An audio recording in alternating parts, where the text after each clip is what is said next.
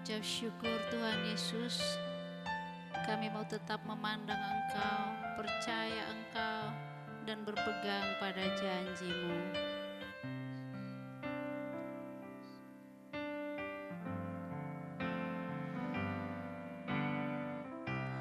Kekuatan di hidupku, ku dapat di dalam-Mu. Kau teguhkan hatiku, tiada yang mustahil bagimu. Sebab aku percaya, bukan karena melihat, namun karena firman-Mu yang selalu digenapi di hidupku. Ku percaya, bukan karena melihat, namun karena firman-Mu tiada pernah berubah.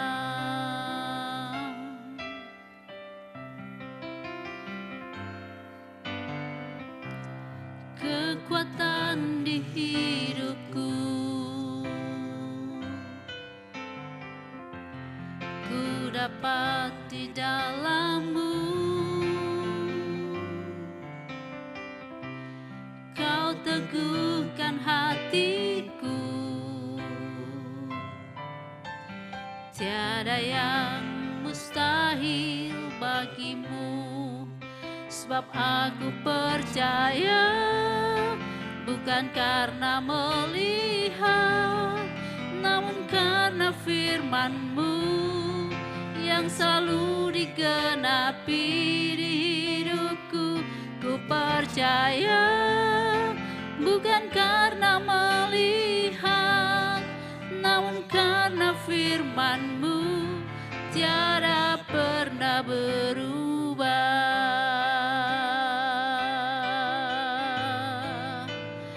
Aku percaya, firman-Mu tiada berubah. Yesus, haleluya. Kau sumber pertolongan, Kau sumber kekuatanku. Setiap hari Kau menolong, berikan pengharapan, berikan sukacita dan kekuatan baru. Haleluya, Yesus. Haleluya, Yesus. Haleluya, Yesus. Kami bersyukur padamu, kami percaya janji-Mu, firman-Mu digenapi bagi setiap kami. Haleluya, haleluya. Oh Yesus, terpuji nama-Mu Tuhan, terpuji nama-Mu. Haleluya. Sebab aku percaya, bukan karena melihat, namun karena firman-Mu yang selalu digenapi di hidupku. Ku percaya, bukan karena melihat, namun karena firman-Mu tiada pernah berubah. Namun karena firman-Mu tiada pernah berubah. Namun karena firman-Mu tiada pernah berubah.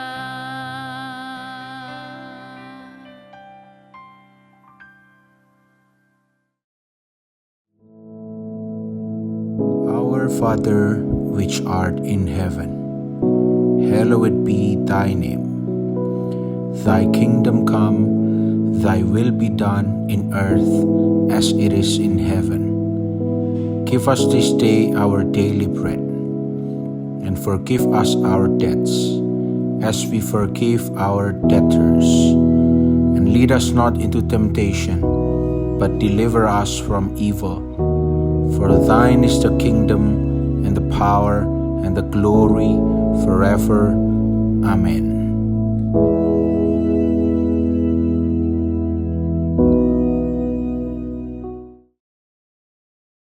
Ya, Shalom, puji nama Tuhan. Selamat pagi Bapak Ibu Saudara. Kita berjumpa kembali. Mari kita sama-sama merenungkan firman Tuhan sebelum kita beraktivitas. Puji Tuhan. Mari kita akan baca firman Tuhan dalam kitab Kejadian pasal yang ke-26 ayat 1 sampai ayat yang ke-6. Judul perikopnya adalah Ishak di negeri orang Filistin. Ayat 1 saya bacakan. Maka timbullah kelaparan di negeri itu. Ini bukan kelaparan yang pertama yang telah terjadi zaman Abraham. Sebab itu Ishak pergi ke Gerar kepada Abimelekh, raja orang Filistin. Lalu Tuhan menampakkan diri kepadanya serta berfirman, janganlah pergi ke Mesir, diamlah di negeri yang akan kukatakan kepadamu. Tinggallah di negeri ini sebagai orang asing, maka aku akan menyertai engkau dan memberkati engkau, sebab kepadamulah dan kepada keturunanmu akan kuberikan seluruh negeri ini, dan aku akan menepati sumpah yang telah kuikrarkan kepada Abraham ayahmu. Ayat yang keempat, aku akan membuat banyak keturunanmu seperti bintang di langit. Aku akan memberikan kepada keturunanmu seluruh negeri ini, dan oleh keturunanmu semua bangsa di bumi akan mendapat berkat. Karena Abraham telah mendengarkan firman-Ku dan memelihara kewajibannya kepadaku, yaitu segala perintah ketetapan dan hukum-Ku. Ayat 6 yang jadikan ayat mas, jadi tinggallah Ishak di Gerar. Nah, puji Tuhan, bacaan firman Tuhan sampai di sini. Nah, saudara, dari pembacaan firman Tuhan ini saya berikan tema renungan kita pagi hari ini, yaitu ketaatan mendatangkan berkat dalam hidup. Dalam hal ini Ishak, ya. Nah, saudara, tadi dikatakan di ayat yang pertama, ya. Katakan ayat pertama, maka timbullah kelaparan di negeri itu, ya. Itu bukan yang pertama yang telah terjadi dalam zaman Abraham. Nah, dan seterusnya, ya. Jadi saat itu kehidupan Ishak dalam masa-masa kelaparan, ya. Kehidupan seseorang itu memang tidak selalu baik, ya. Ishak memang diberkati oleh Tuhan dengan banyak ternak dan sebagainya. Tapi di saat itu Ishak menghadapi kelaparan. Tapi di saat menghadapi kelaparan ini, ya, dan dikatakan itu bukan kelaparan yang pertama.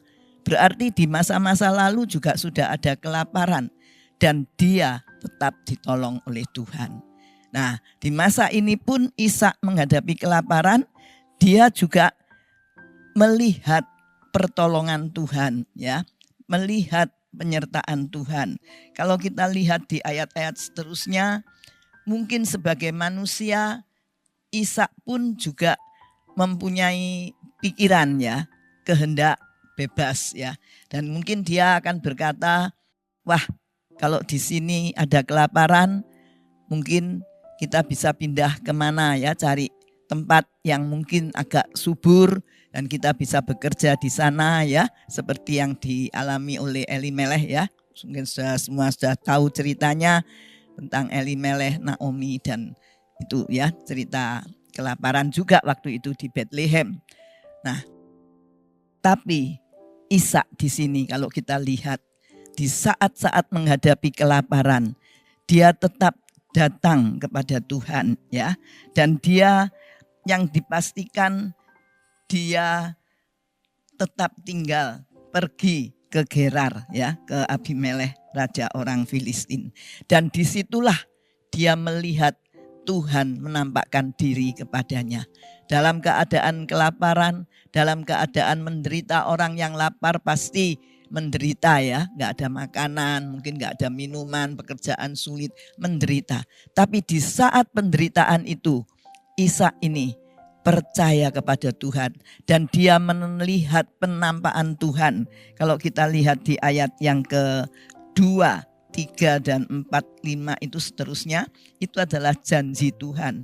Yang dikatakan ayat 2, lalu Tuhan menampakkan diri kepadanya serta berfirman, janganlah pergi ke Mesir, diamlah di negeri yang akan kukatakan kepadamu. Tinggallah di negeri ini sebagai orang asing, maka aku akan menyertai engkau dan memberkati engkau. Sebab kepadamu dan kepada keturunanmu akan kuberikan seluruh negeri ini. Ya, dan seterusnya. Dan aku akan menepati sumpah yang telah kuikrarkan kepada Abraham ayahmu. Nah, dari ayat 2 dan 3 ini Ishak mendengar suara Tuhan. Di saat-saat menderita kelaparan, saat-saat kesedihan, Ishak bisa mendengar suara Tuhan. Ini membuktikan bahwa ada komunikasi yang baik dengan Tuhan. Ya, nah dan selanjutnya Tuhan memberikan janjinya, Tuhan memberikan perintah, ya, jangan pergi ke Mesir. Mungkin waktu itu sebagai manusia Ishak juga berpendapat kalau ke Mesir mungkin kita bisa berjuang, ya, berjuang untuk hidup, mungkin bekerja dan sebagainya, mencari apa dan apa. Tapi Tuhan katakan, jangan pergi ke Mesir. Tinggal tetap di mana engkau berada. Di mana engkau berada saat itu, tinggal tetap di situ. Dan disitulah Tuhan akan memelihara, ya, Tuhan akan menjamin, memberkati janji Tuhan. Tuhan akan melindungi dan sebagainya. Dan menjadikan Ishak bangsa yang besar. Dan saat itu juga Tuhan memberikan suaranya. Ishak mendengar, menanggapinya dengan baik. Maka dia dikatakan di ayat yang ke-6 tadi, dikatakan di situ, jadi tinggallah Ishak di Gerar. Berarti Ishak mentaati perintah Tuhan. Nah, sebab itu judul firman Tuhan pagi ini adalah ketaatan mendatangkan berkat. Kenapa saudara? Karena kalau kita lihat di ayat-ayat selanjutnya, ya, di ayat-ayat yang terutama ayat 12 dan 13, di sana dikatakan, maka menaburlah Ishak di tanah itu, dan dalam tahun itu juga ia mendapat hasil 100 kali lipat, sebab ia diberkati Tuhan. Ayat 13, dan orang itu, yaitu Ishak, menjadi kaya, bahkan kian lama kian kaya, sehingga ia menjadi sangat kaya.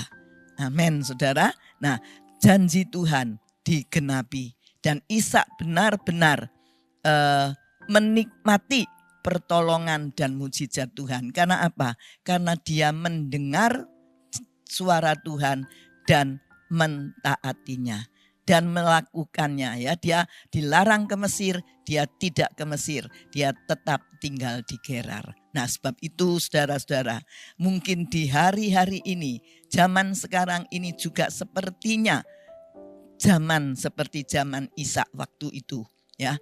Kelaparan, banyak kelaparan terjadi. Kelaparan bukan berarti kelaparan makanan dan minuman secara jasmani saja, ya. Kelaparan bisa berbicara tentang sakit penyakit yang tidak sembuh-sembuh, ya. Lapar tentang kesembuhan. Mungkin kelaparan bisa berbicara tentang kehilangan damai sejahtera karena pekerjaan yang tak kunjung membaik atau keadaan keluarga yang makin tidak bisa ditentukan sehingga damai sejahtera kita hilang, sehingga sukacita kita hilang. Tapi pada pagi hari ini firman Tuhan katakan, tinggal tetap dengar suara Tuhan dan lakukan, taati perintah Tuhan. Maka dengan mentaati perintahnya, maka kita akan menikmati pertolongan-pertolongan Tuhan seperti yang dialami oleh Ishak. Mari kita belajar dari kehidupan Ishak ini, kita belajar untuk juga melakukan perintah Tuhan, untuk mendengar suara Tuhan. Bagaimana caranya? Ya kita baca firman-Nya. Setiap pagi kita baca, kita renungkan Tuhan mau apa untuk kita dan kita mau taati perintah itu. Maka disitulah Tuhan akan memberikan pertolongan, bahkan mujizat. Dan dikatakan di situ di ayat yang ke-13 tadi, orang itu menjadi kaya, bahkan kian lama kian kaya, sehingga ia menjadi sangat kaya. Berarti dia diberkati Tuhan, yaitu dengan cara ayat 12 menabur. Di masa-masa sulit, kalau kita mau tetap melakukan firman Tuhan katakan, barang siapa yang menabur, dia akan menuai. Di dalam Galatia itu ya, pasal yang ke-6. Menabur sedikit, menuai sedikit, menabur banyak, menuai banyak. Tapi kalau kita mau tetap setia menabur, maka kita pun akan selalu menuai, sehingga kita tidak akan mengalami kelaparan ataupun kekurangan. Itu janji Tuhan. Dan janji Tuhan tidak akan berubah asal kita mau mentaatinya. Ya saudara, biarlah melalui firman Tuhan pagi ini kita mau menjadi senantiasa taat dan setia akan janji-janji Tuhan. Kita mau tetap melayani Dia, beribadah kepadanya, mentaati perintahnya. Tuhan Yesus memberkati. Mari kita berdoa. Bapa, terima kasih firman-Mu telah diberitakan, dan biarlah Roh Kudus yang akan terus bekerja menolong kami untuk menjadi pelaku firman. Dan biarlah sepanjang hari ini Bapa, kami boleh beraktivitas bersama-sama dengan Engkau, dan kami boleh menikmati berkat-berkat-Mu yang luar biasa. Terima kasih, terpujilah nama-Mu ya Bapa. Kami menyerahkan semuanya dalam tangan-Mu, dan biar sepanjang hari ini kami boleh menikmati berkat Tuhan.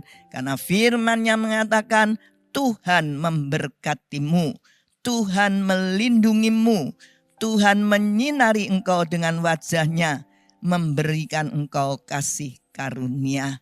Tuhan menghadapkan wajah-Nya kepadamu, memberikan engkau damai sejahtera. Dalam nama Tuhan Yesus. Haleluya. Amin. Selamat pagi. Tuhan Yesus memberkati. Selamat beraktivitas.